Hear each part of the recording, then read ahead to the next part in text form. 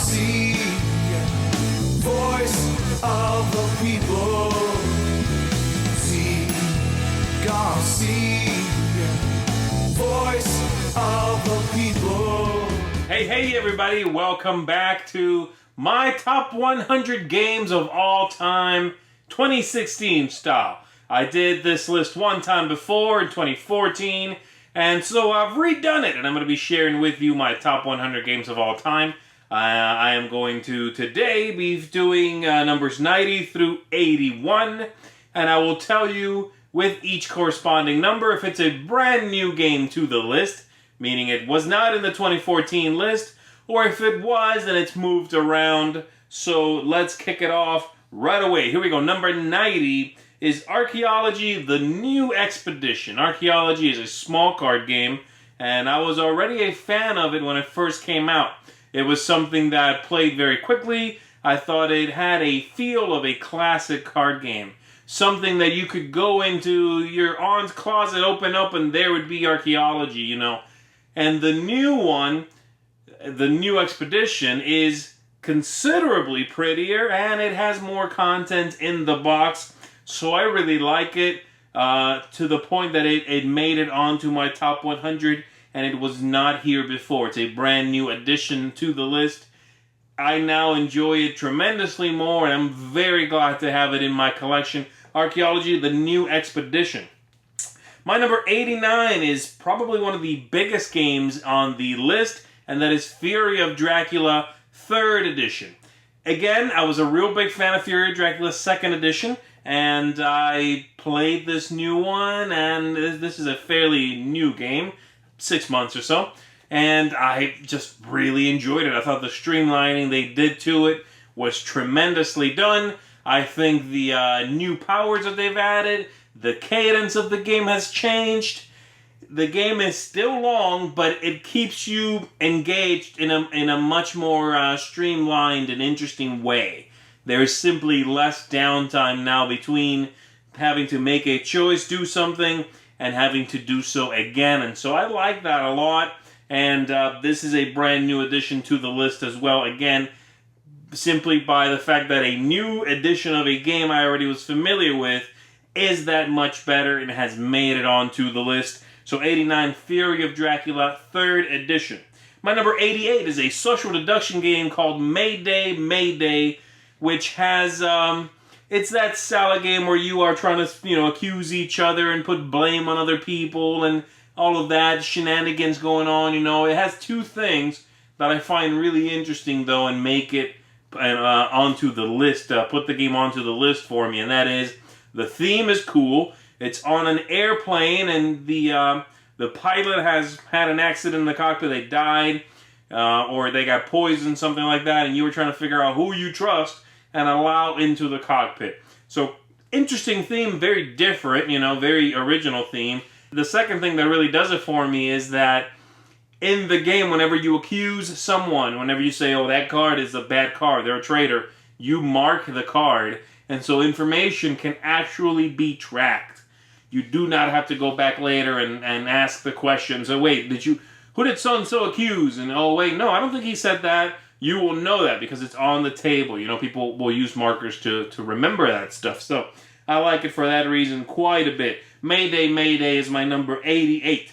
My number 87 used to be my number 75, so just about the same place for me, and that is Thebes. And Thebes is a gorgeous-looking family game about, going on expeditions and digging up treasures. It has basically the same theme as Archaeology, but it is a board game version of that, and it allows you to move around the world, gathering up tools, gathering up helpers, gathering up information, and then going to dig sites and utilizing all of that to look for tokens, to pull them from a bag and hopefully get some good stuff out of it. This is the game that introduced that concept of using time. So basically, for me to do something takes 5 weeks. I move 5 up on a track, and the next player that goes is whoever's farthest behind, because they have spent the fewest amount of time. A few other games have taken this concept and incorporated it because it is a brilliant concept. but I still think I like it best in this game. It fits the theme nicely, and the whole package is really wonderful. So Thebes is my number 87. My number 86 is a brand new game, and very, very new as well, and that is Quadropolis. Quadropolis is a nice, pretty, attractive, simple building game. You can play the classic style, you can play an expert style, which pumps it up a little bit, makes it a little bit more challenging of a game, a little bit more tactics going on. But I like either one, but I've got a lot of mileage out of the classic version because it's pretty easy to teach. It has great player aids. The whole thing is very bright, fairly easy to explain. I can play with, family and friends and gamers. Quick, it's only a 4 round, and each round is pretty quick. The whole thing is beautiful, and it's from Days of Wonder, so it's very well produced. Also, one of the absolute best inserts I have seen in a board game in a long time. So, Quadropolis, my 86. My number 85 used to be my number 95 last year. It's moved up a little bit, but again, 10 spaces here is really not much. And that is Mycarinos, or Mykarinos. I've heard some people say Mykarinos. I say Mycarinos. I don't know. This one I like. Again, now I'm noticing I'm putting a lot of the games happen to get grouped here that had a very similar theme. This is also about digging up in, under the pyramids and around the pyramids and all of that. That is the theme in the game. And in this one, whatever you dig up, you are then taking to a museum, and you have to not just fight area control style for plots of land in which to dig, but also for wings in the museum to display your goods. The game is very straightforward. It harkens back, for me, the game's not that old, but for me it gives me that feeling of classic Euro games that did a lot with very little. The rules are simple. The game accomplishes quite a bit. The tactics are interesting, the area control, the dividing up of the plots, the characters that as you win plots, you then have access to, and each one does something different. So I really enjoy it. It's a tiny package. It's about 30-40 minutes. The whole thing just clicks for me because it's exactly the kind of Euro game I tend to prefer. And it's got a cool theme to boot, though it's thin on there. Pretty artwork never hurts. So, Mykarinos or Mycarinos is my 85. My 84 is a racing game. I tend to enjoy racing games. I don't think there's too many of them in my top 100, but I do like the genre. Finding out a game is a racing game makes me go, ooh, okay, tell me more.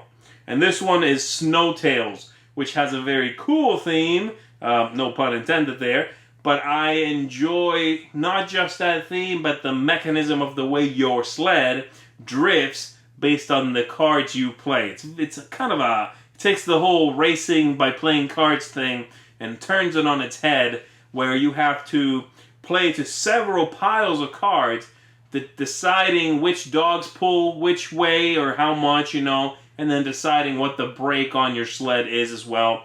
And that'll let you manipulate drifting, and you have to be careful about specific places on the board. You must be going a specific speed to avoid collisions, things like that. Really cool game. Just had a reprint some time ago. I would recommend it if you enjoy racing games at all. This is a great one of my favorites, of course.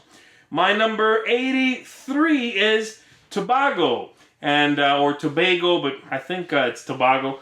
This one is all about finding hidden treasure, but the way in which you decide where that hidden treasure is, it's sort of by the players themselves decide. You play, it's near water, and it's right next to a palm tree, and it is across from whatever, and then once you've played enough of these cards, you know exactly where something is, so everybody hops in their little ATV and races over there, and you try to grab that treasure first.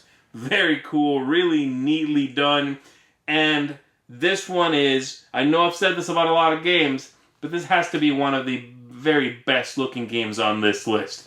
If you like games that you put on the table and you sort of, sit there and enjoy the glow of the beauty that sits before you, then this is one that I would recommend for you. People will come over and be like, ooh, what's going on? You guys got cool little palm trees and little statues, and the whole thing is just very beautiful. Euro game that, again, is simple, but this one does have very clever, very new mechanisms to it. So, that's why it's on my list.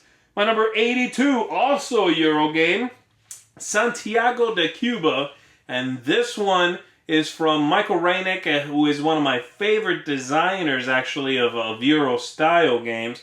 And again, it's the streamlining of the actions that works for me. I love Euro games that give you a clean set of choices, but character powers on top of that. You know, a lot of French designers do this very well, but now everybody does it very well, you know. And I think Santiago de Cuba is one that does it in a really interesting way. It has this sort of rondel mechanism where you move a car wherever you stop, you can take an action there, and then depending on the action you took, you can do a secondary option, you can build houses and take over places, but you are basically trying to gather goods, take them to port, and ship them.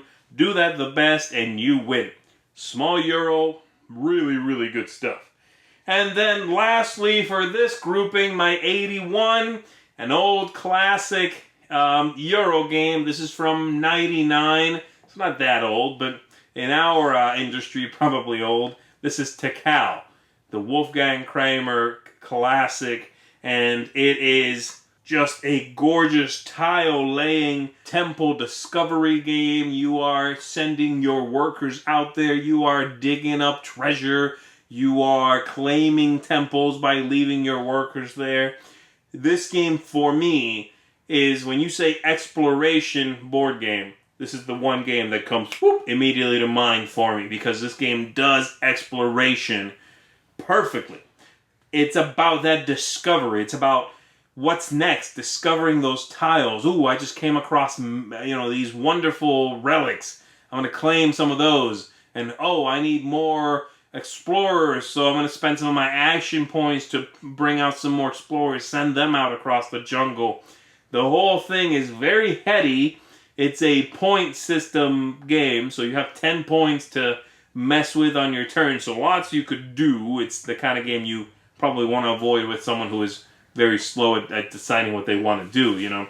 But, wow, is this game amazing. It just watching this thing develop is beautiful. It's gorgeous. I really enjoy it. So, that is my 81 Tikal, and that will do it for this set of 10 in my top 100. Come on back for my next picks. And as always, thank you for watching. I'll see you next time. Z can be a little polemic. He stings like the 8th outbreaking pandemic. Z's got flavor in his top 100 games. Lights shower. Z Garcia, voice of the people. Z Garcia, voice of the people.